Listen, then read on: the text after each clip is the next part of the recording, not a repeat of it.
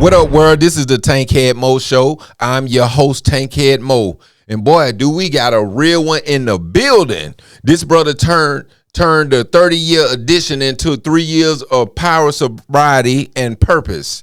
He's a mental health advocate, an award-winning fatherhood leader, and the founder of the Brothers Brunch Foundation, helping black men heal, grow, and show up strong. Make some noise for the one, the only sober Scooter Reddick the second. What's going on? What's going on there, partner? Hey, man. Me and these words, man.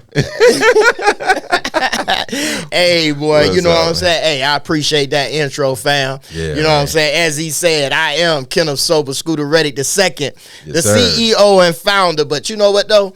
That CEO doesn't just stand for Chief Executive Officer. Yes, sir. It stands for conversationalist, educating others. Right. So, yeah, you're right, my brother. It's a blessing to be, facing 30 years of addiction, now being 45 months in sobriety. And, you know, the reality is, who knows if I would have been here, because I'm a 3-time suicide survivor. But God brought me through this and every other challenge that I've had in life, to be present, to be able to help support other men in our community. So I appreciate you having me on, my brother. And man, I appreciate you, man. I see the work that you're doing. Hey, so man. I know. I appreciate, hey, man, you be with me, man. Yes, you know sir. what I'm saying? Yes, hey, I sir. appreciate you coming out with the brothers, too, because that's the thing, man. We'll get into it, I know, but it take community, man. I can't, there's not one thing that I feel as though anytime people tell me about the work that I'm doing, I always say God did. Yeah. Because the reality is, you know, I can't let my ego get in the way. I can't think that I have all the answers. Right. Because I'm actually a peer specialist out here, a peer navigator. Right. And the thing that I do is I just share my lived experiences and offer people hope. Right. You know, that's why I don't say I'm out here helping folks. I say I'm out here supporting folks. That's right. So that way we can all be supported along our journeys and we can continue to support each other. Right. That's big and that's real, man. Like, what inspired you to start the Brothers Brunch Foundation? Well, first and foremost was my own personal journey. You know, we all have different lived experiences. I was a 25-year pharmaceutical sales rep before I started doing this. And it's been literally a year since I've transitioned out of that into purpose. Mm-hmm. And I think that that's the thing. You know, somebody told me that, hey, you have a gift. Right. And you have a purpose and a passion. Right. And figure out a way to live it. That's right. And I just had to understand that, and, you know, when I used to be in a little trouble back in the day sometimes. And I used to go to these meetings called Alcoholics Anonymous. Right. And one of the things that it talks about is, you know, coming to believe that a power greater than yourself could restore you to sanity and having those spiritual awakenings. Right. But that last step talks about carrying the message. Mm-hmm. So I hit that 12th step. And now I'm carrying the message. That's right. And so that's what inspires me to do what I do now with the Brothers Brunch Foundation, and understanding the struggles that we as black men have, right. Not only facing our mental health challenges, but also taking care of our mental health. Right. Then God just chose me to be a vessel out here in the community to provide these safe spaces for black men. Right. Out here doing the purpose. That's it, that purposeful work. Like I tell people, hey, I was doing person for a long time. Right. For a quarter of a century, I was in person, focused on what I thought was the way for me to go. That's right. But now I'm in purpose, understanding what God has for me to go. That's right. Yes, sir. Yes, sir. We're not going to get to preaching up in here tonight, though. You know, we're going to talk about this. Right. Man, it's amazing how God uses the people that people don't think God will use. Man, look here. Yeah. Look here. But, you know, the reality is a lot of people didn't understand what I was going through. We literally just had a fundraiser for my dad's 80th birthday because he's my COO. And we had 115 people. Mm-hmm. And when I tell you that there was probably no more than maybe 20 or 25 people that truly knew my story. Right. Even though they fed into the purposeful work that was going on, we literally had to introduce to them the work that we were doing. Right. Because I suffered in silence for so long. You know, many people might have seen me at church reeking of alcohol, you know, after a long night hanging out of those sorts of things. People didn't know I had attempted to take my life. You know, Right. people didn't know the true struggles of, you know, how many times I might have been incarcerated, you know, Right. either while I was working or back before I was working. Right. So those are the things that, you know, hey, nobody knows but God. That's right. And That's that's sometimes that's always a good thing. right. Because Right. God right. knows who he's going to choose. That's right. God knows. And you're a very educated brother too. Hey, So, look here. Like I say, man, 25-year executive territory, platinum performer, sales representative with the same company through all of my challenges. Right. But like I say, hey, those challenges brought me to my victories. That's where right. I am now, to be able to support others. And like I say, this don't have nothing to do about me and my ego. Right. It's about me continuing to do this work in the community. And the reality, even though I focus on black men, I help women. I support other people of other races and Okay. nationalities, because when God chooses you to do this work, It's for all. you may stay specific to your alignment in purpose, Right. but he's still going to bring you others Right. that are part of your purpose as well. Right. Right. And I'm glad you said that when you said you also, you know, help other races as well. Mm-hmm. You know, and a lot of time we do just say black, but we do have one thing about us, we always leave that door open. Yes. You know, as, you know, to help everybody because it's in us. Yes. Yeah, so- And then the reality is, you know, even though we all have struggles, black men do have certain specific struggles. Right. And because we don't want to open up to others sometimes, and a lot of times that's because we end up in spaces and people give excuses or they try to come up with different reasons of how they might understand. Right. Then, you know, the specific focus of Brothers Brunch Foundation has always been to focus on our black men. Right. Because our black men do need that space. Correct. But our outreach and the work that we do is above and beyond that. And me as a person, as a peer specialist,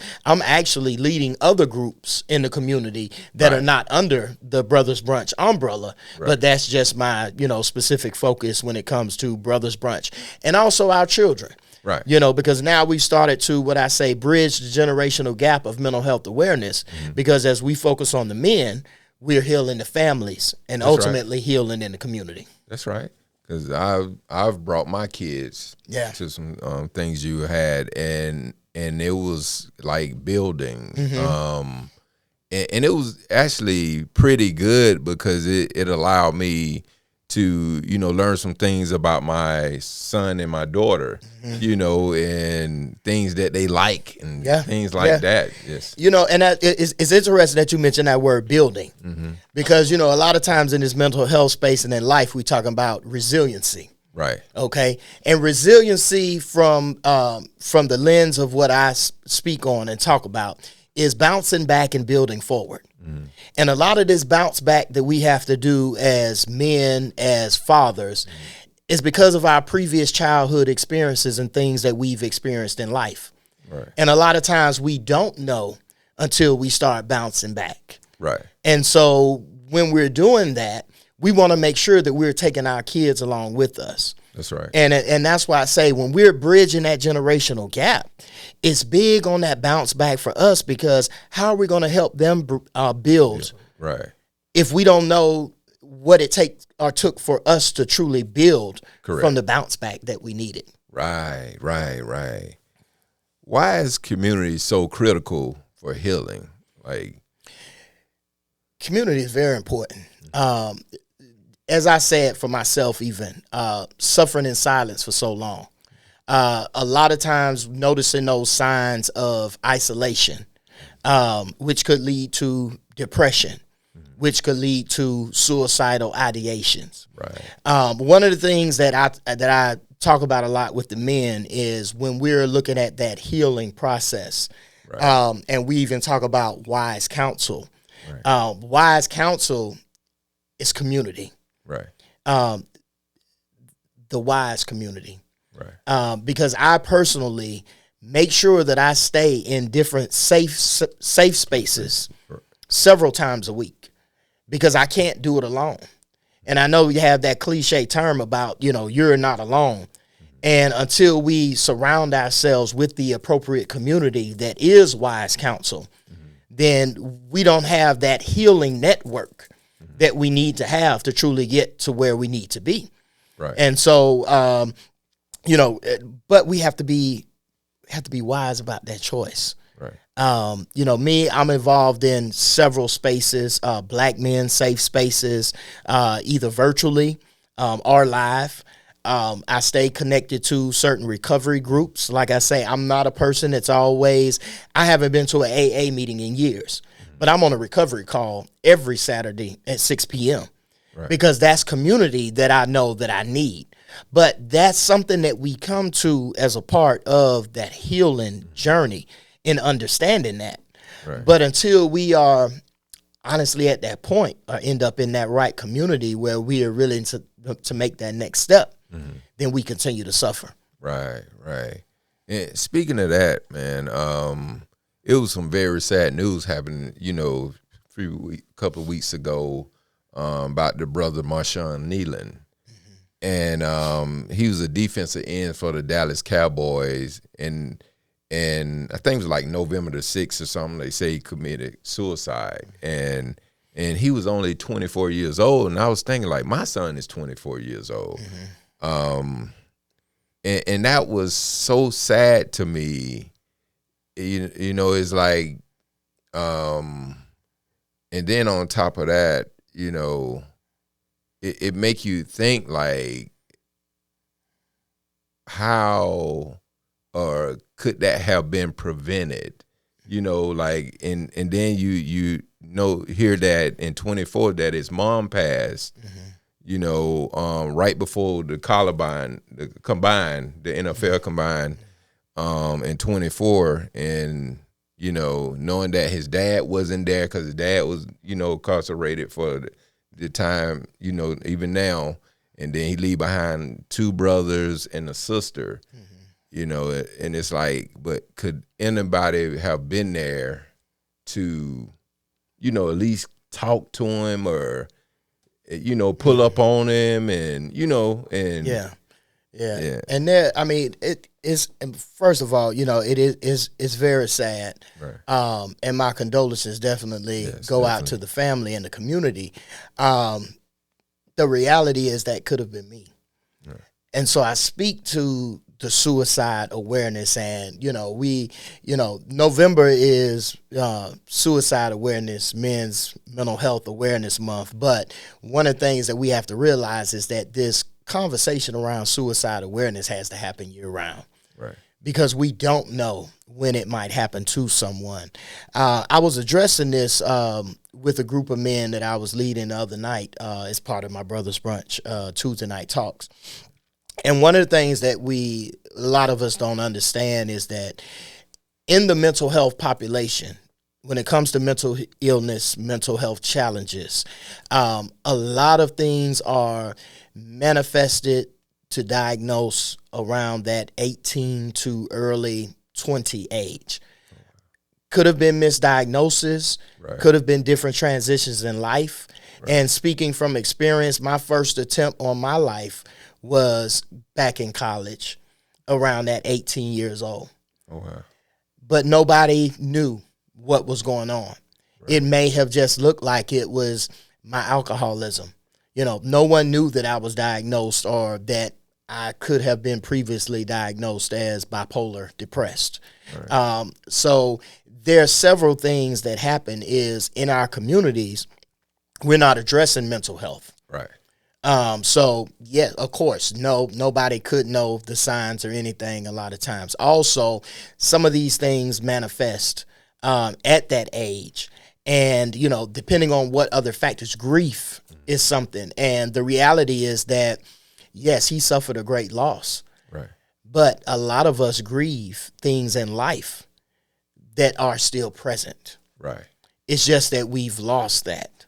Right. So I think that there's a lot of education around mental health in general, about how do we stay fit, mental health challenges, about how do we address them, but also that whole grieving part is something that is key and detrimental to a lot of us, whether it's relationship, whether it's job. And I say that because a lot of these things lead to the depression and the suicide. Right. One of the things I'll say is that there is a training that is out. It's a QPR. It's question, persuade, and refer. A lot of times we think that we don't want to ask those questions about, are you going to harm yourself? Are you thinking about harming yourself? And we shy away from those questions. It's safe. Right. But it's best to ask those questions, or at least seek, if you think someone is going down that path, call the 988. Right. Because the reality is, even with the 988, it's a crisis line, but also they can help you with just resources in general. Right. Or call someone that you know that is in the space, that is a therapist, that may be a peer support person. So definitely when you're questioning, and then also when you're at that point where if you think that they are, you don't want to try to tell them that, hey, if you just don't do this, then, this is what, don't make any promises. Right. You don't want to make any promises. Let them know you're there, but then help support in finding the appropriate resources to try to assist them. But like I said, I've been in that space many of times, and I just didn't have the right people that truly knew the right things to say at the right times, even though they love you. Right. And that's why I say now with resources like 988 that are out there, pick up the phone if you're having an idea, if you're thinking somebody, because what happens is I've been in crisis situations where I've called 988, and even if I had to call 911, at least there was some type of communication across the board. Right. But it's something where we have to, as a community, start having a better understanding of mental health and taking the youth mental health first aid trainings, mental health first aid trainings. Like I said, it's us showing up as men into certain communities and having these conversations so that we will know exactly, okay, I don't have all the answers, but maybe there's someone there that may have that answer that could support someone at the right time. Right. And they can also text too for the ones that might be what's called impaired or something like that. Yeah. You can also text 988. It was something when you was talking about thinking about suicide at a younger age, and back in the, I say 90s and stuff like that, or I can say early 2000s and 80s. You want to go back there, but parents was a little different, and they be like, "No, ain't nothing wrong with you. You just need to. You just need to let me pray about it. You just need to, And I think that's why a lot of us was misdiagnosed. Yeah. I mean, and that's part of it too. And like I say, no one has ever really, until now, really had more talks about taking mental health seriously.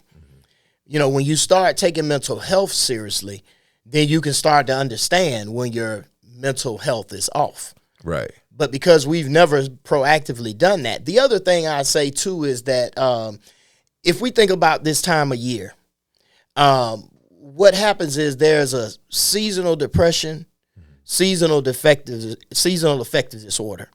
And with all transparency, I had both of my DUIs in October, and I had 2 of my attempts on my life in February.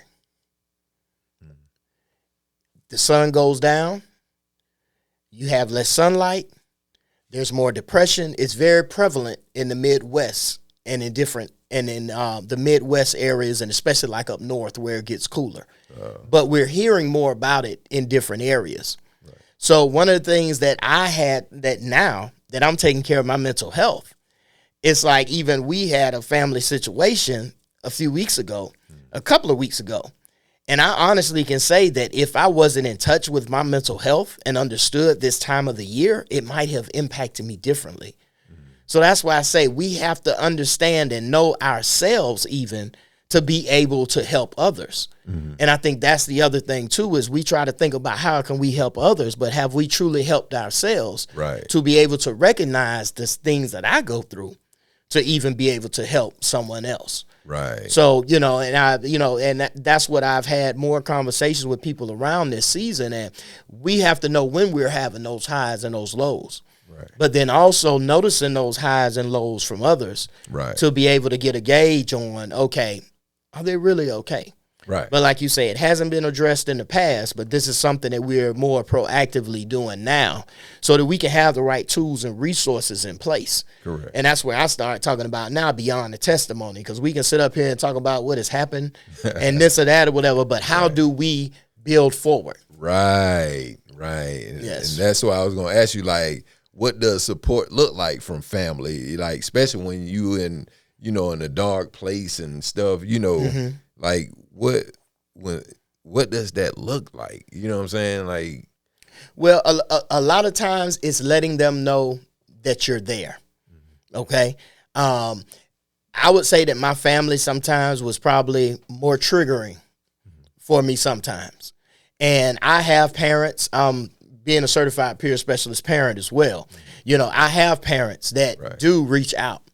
And the reality is, if your child is not ready, especially as a parent, it's tough sometimes because you may want it for them more than they want. right. And therefore, sometimes it may feel as though you're not enough. Right. And so I think that being prepared with the right resources, doing the research on how they might be feeling and understanding that, seeking that support for yourself. Right. Because I think we are always so busy ready to fix someone else. But are we truly prepared to understand what they're going through? Are we truly prepared for us to be able to be okay, to truly support them? Are we putting more emotions in it versus support that they truly need? And that's why even when we talk about wise counsel or therapy, I always say that we all should have someone with that non-emotional connection for that guidance, just so that we can ensure that the decisions that we're making are not out of emotions, and that it's truly the support that that person truly needs. Got you. Because like you say, if it's somebody that don't have that connection, you're going to get more honesty. Right. Straight up. Yeah. And like I say, reach out for parents or family, reach out to someone that knows. Right. Because I can sit up here and I can make certain recommendations of those sorts of things, but every individual is different. Correct. Every family is different. So I would say seek support for yourself, but seek support for understanding before you do say, because I don't want to misguide anyone by making a blanket statement either. And that's what we do sometimes is people, we get in these spaces and we want to make it seem like we know so much or we have all the answers. Correct. Sometimes wise counsel is knowing that you're not the wise counsel. That's right. And so we have to support each other and make sure that they get the resources that they need, because there's no answer that's going to just save everybody. Right. That's true. That is true. See, like me, I don't think I can do is make you laugh until the special get there. And that's the thing.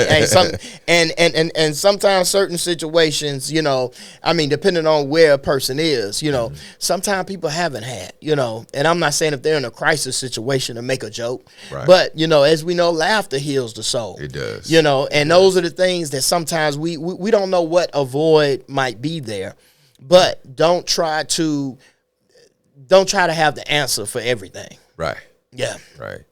I know laughter have saved my life. Yes. So I know, and I do mine's a little different. I never been like a roaster or nothing like that, but I guess I consider myself the silly family type jokester. Yeah. So But let me just say this. If someone does notice that their family member, isolation, poor hygiene, mood has shifted, not eating, those sorts of things, I do want to make sure that folks are aware of some of the warning signs to know that, hey, I need to at least make a call or try to seek some support and understanding from someone that might be able to support my child for guidance at that particular moment. So I didn't want to just make it seem as though, hey, there's no signs to recognize. Right. But like I said, knowing those signs and reaching out at that moment to make sure that there is some support that's there when needed, and try to notice those signs as early as possible. Yeah, right. So speaking of that, like, what is one daily habit that keeps your mental health strong? Well, and here's my thing. I'm gonna say this because I got 5 principles, okay, for my mental health that I have to check daily. Okay. Number 1 is sleep. All right. I gotta make sure I'm getting enough sleep. Okay. Number 2 is breathing intentionally. I did a men's group this morning. Before we start, we gonna do some breathing. Right. That's that reset. You've been on the wellness retreat with me. Hey, we gonna breathe before we get started. Right. Meditation. Like I say, every night I have to find the right frequency that's for me. Right. So that I can ease my mind. But still, sometimes it's taking those meditation resets throughout the day. Number 4 is exercise and activity, some type of movement. Right. If it's walking, I think sometimes, we try to overcomplicate, certain things, right. as of what we got to do. I'm not a gym person, right. And then, just making sure, like I say, that therapy part, therapy looks different, wise counsel, being in a peer support group if I need be, that may not be on the daily, but that's almost about every other day, just to make sure I'm staying connected and staying grounded.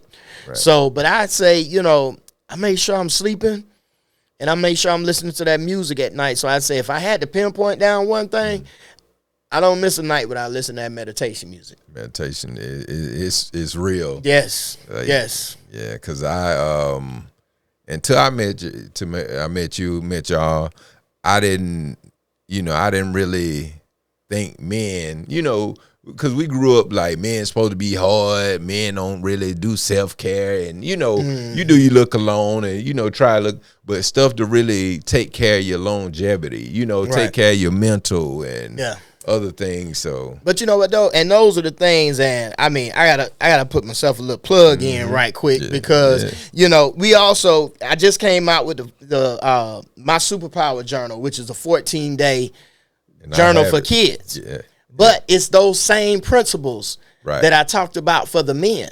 Right. So that's the thing when we talk about bridging this generational gap.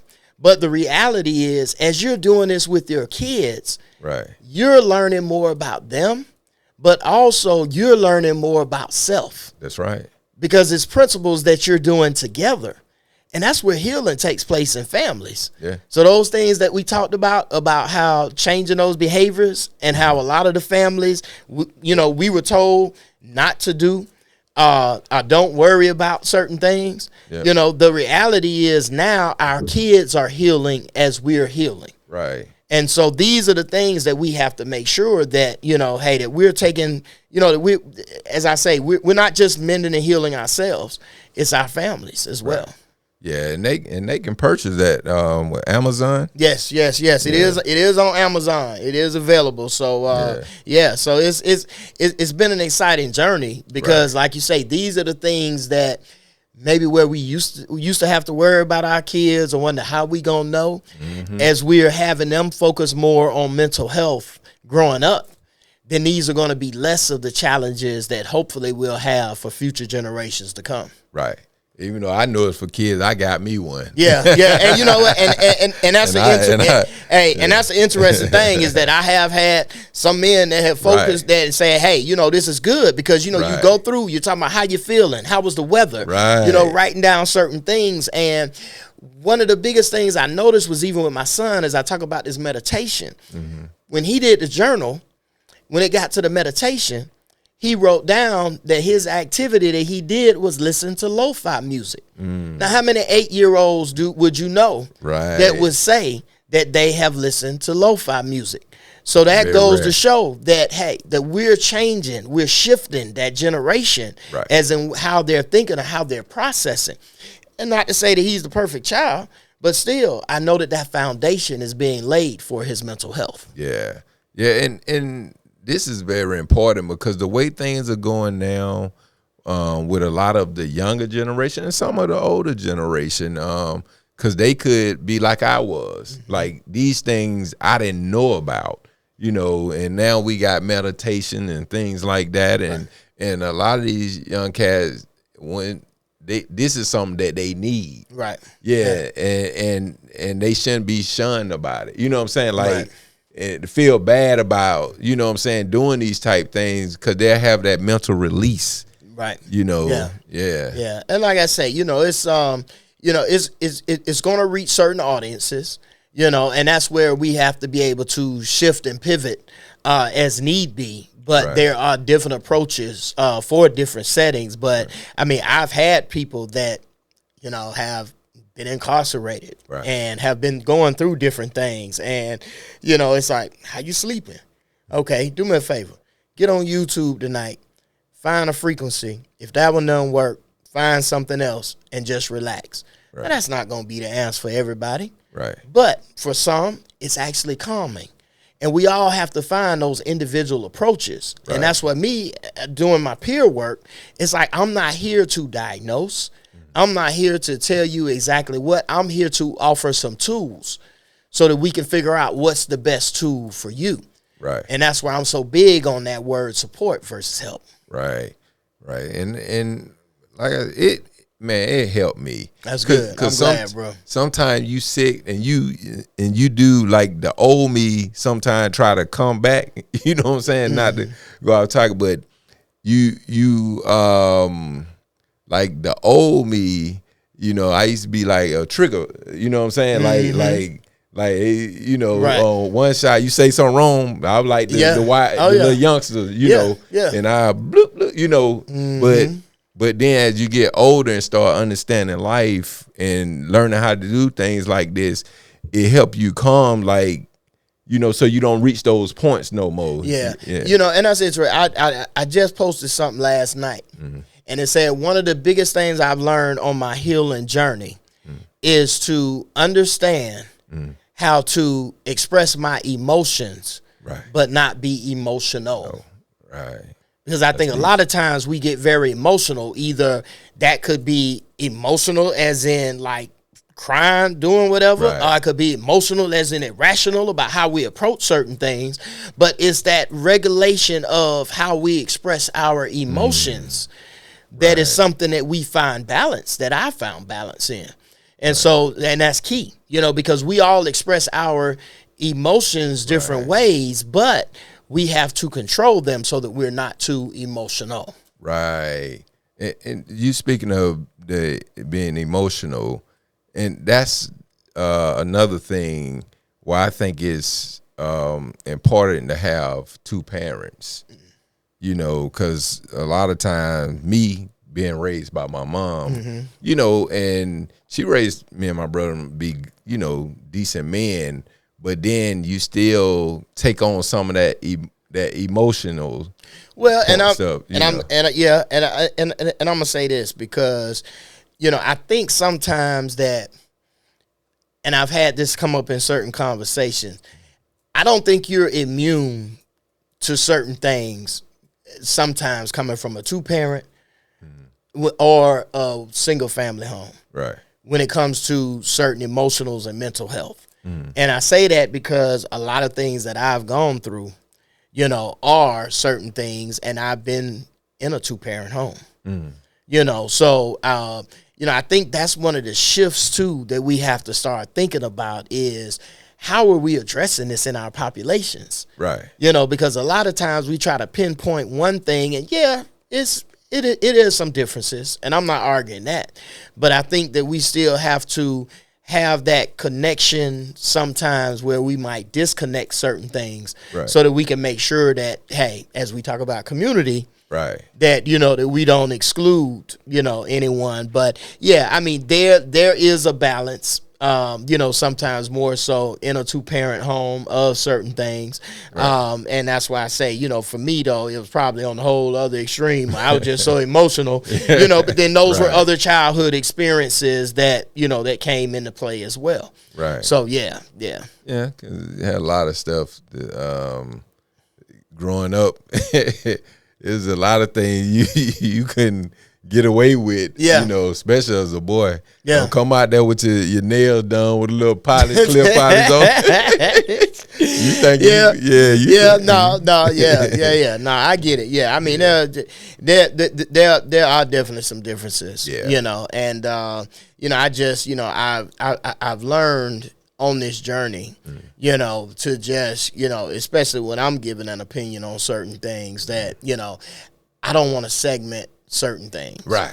you know, because I mean, just like, you know, it's always so heavily weighed on one side to think that, well, this is how, because I've been in rooms, and people say, well, you know, and then somebody might ask me, well, you know, they'll talk about, you know, being raised and doesn't have that, you know what I'm talking about? Yeah. I don't, but I can still relate to certain childhood experiences that have shaped my mental health. Correct. So yeah. Yeah. So it, man. People don't know what it's like to have to wash your clothes in the sink. You know. Yeah. So I get what you're saying. Yeah. You kind of get, but you know. Yeah. Nah, and I mean those are, and that's valid too. You know what I'm saying? I mean, all of our thoughts are valid, and you know, I mean, I think that, you know, you and I have been around each other, you know, for a while, and we know our similarities and we know our differences. You know what I'm saying? Which is something that, you know, is very respectable. And, you know, and that's where, you know, me, even like I say, just, you know, trying to be sensitive to all our needs. And I think that that's where we have to, you know, lie a lot of stuff too, is that, you know, hey, we're all unique.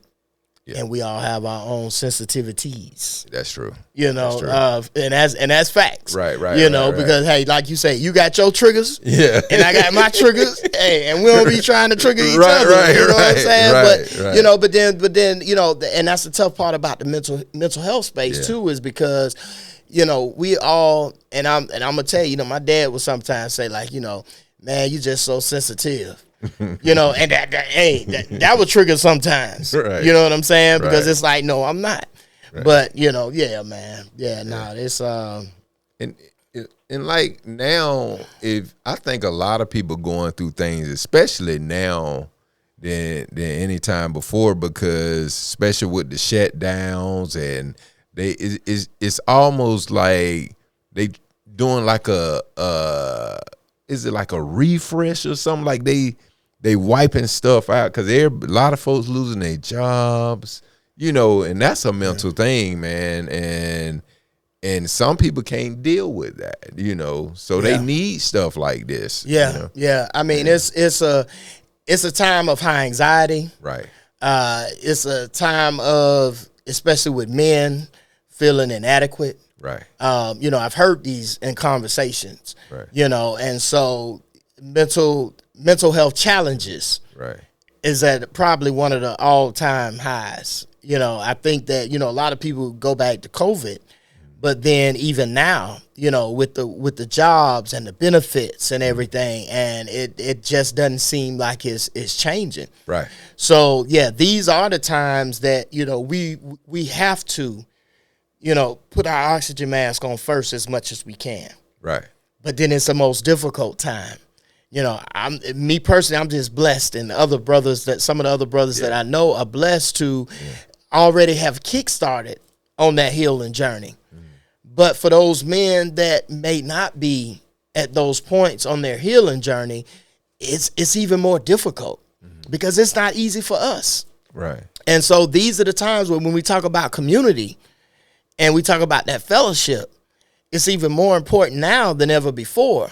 Because if we don't have each other, and if we don't understand that we're all going through it, and continue to share these tools and resources that we can push forward and build forward together, then the mental health rates are going to continue to rise at more alarming rates than what they even are.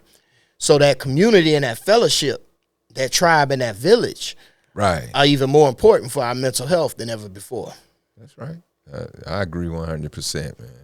All right, so now we had fun chopping it up, but now it's time to turn up the heat.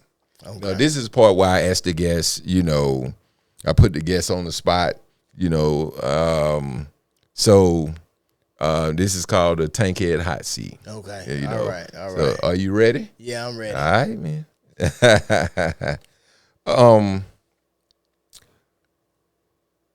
What's one word that describes your life before sobriety? Blind. My life was blind because what I tell people is coming out of sobriety was like Dorothy and Toto and the Wiz. We not in Kansas no more. Right. So I came into a whole new world after sobriety. What's the first thing you do when you wake up? Be honest. Oh man, I breathe.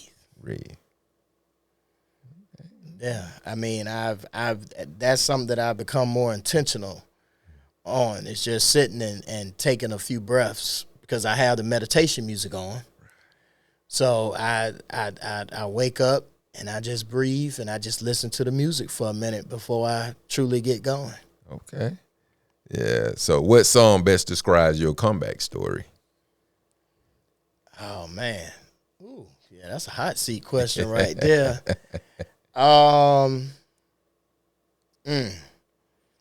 There's a song, I think it's Clarin Light. It's kind of like on the reels and stuff, but I found it on YouTube and it's called Keep Going. Right. And so my comeback story is about keep going because, so many times I felt like giving up, but now I know to just keep going. Right. Like, what's one thing you want your kids or the next generation to learn from your journey? Put self first and take care of self. Right. But understand what your purpose is. Right. And I mean, if I have to, honestly, live in purpose. Right. Live in purpose. Let's just take which is part of self, but I always talk about person versus purpose. So stop chasing everything in the world. Right. And chase purpose. All right. So when it's all said and done, how do you want the world to remember Sober Scooter?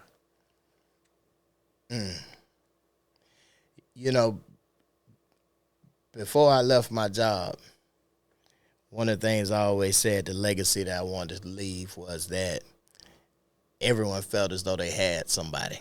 Right. And that's the legacy I want to leave, is that I've supported folks, but I've also supported myself. Right. But others felt as though they had someone. That's deep. All right, brother, you survived the Tankhead hot seat. Now, before we get out of here, let the world know, where they can find you, what you got going on and on and on and on, like what you doing, Okay, all right. Well, hey, as y'all know, we got the Brothers Brunch Foundation.